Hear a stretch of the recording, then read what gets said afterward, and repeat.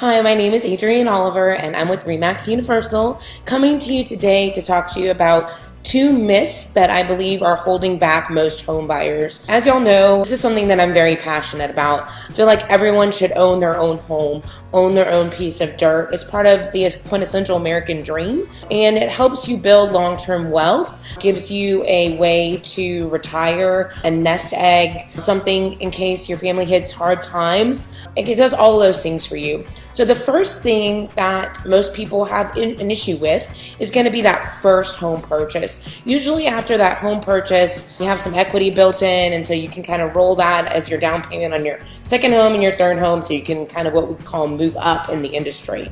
So let me just talk to you a little bit about the myths. So there's two of them. So first of all, the data that I'm going to share with you today sometimes has some research component to it, so that you know that I'm not just sitting here chit-chatting.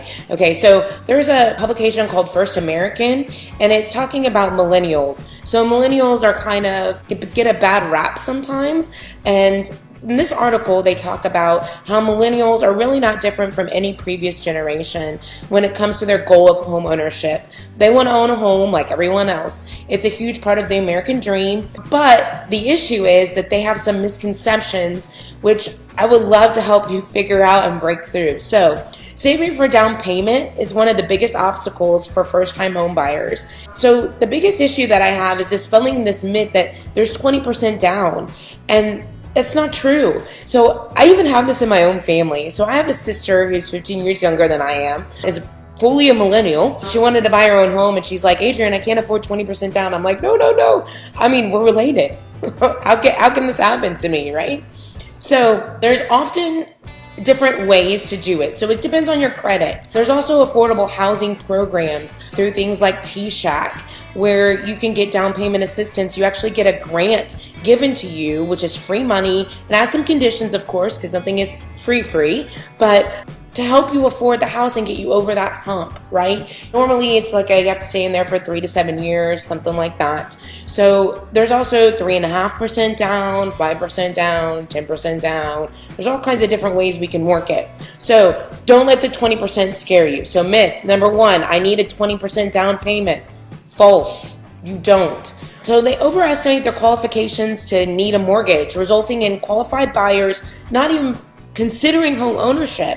So if you look at the Urban Institute report, it actually revealed that 16% of consumers believe that the minimum down payment was 20%. Another 40% didn't know what the down payment was at all. So you have 56% of the population who has no clue what it takes to get a home. So that's part of what I want to do for you guys. I want to educate you on what it takes, how to get it, what to do. So that's just something that you need to try to work out. So that's the myth number one. Myth number two, I need a 780 FICO score or higher. So again, not true. In addition to down payments, buyers are also often confused about their FICO score, which is their credit score it takes to qualify for a mortgage, believing that they have to have a good credit score of 780 or higher. This is not true. So you want to look at Ellie Mae's latest Origination Insight report, which focuses on the recently closed approved loans. So if you look at this, 50.23% of all the people who closed a loan had a credit score from 500 to 749. Okay, so you can close it. There has to be mitigating factors, there have to be a lot of things, but if you look at 700 to 749, you're looking at 23.74%.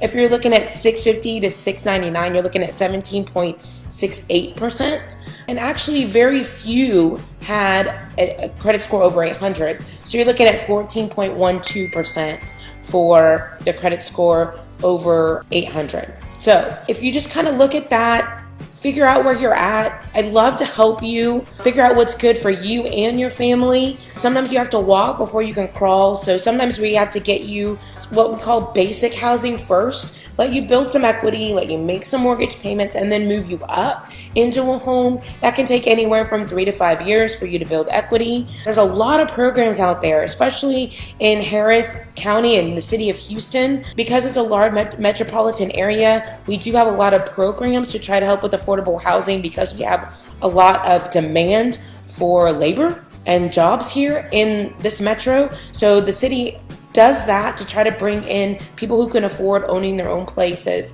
Don't pay rent. Please let me help you do what you're supposed to do. So whether you're buying a first home, moving to your dream home, you need to know what your options are in the mortgage process. Knowledge is power. Believe it or not, your dream might be already within your reach. My name is Adrienne Oliver. I'd love to help you. My cell phone is the best number to reach me. That cell phone number is 832-217-7141. Thank you and have a great day.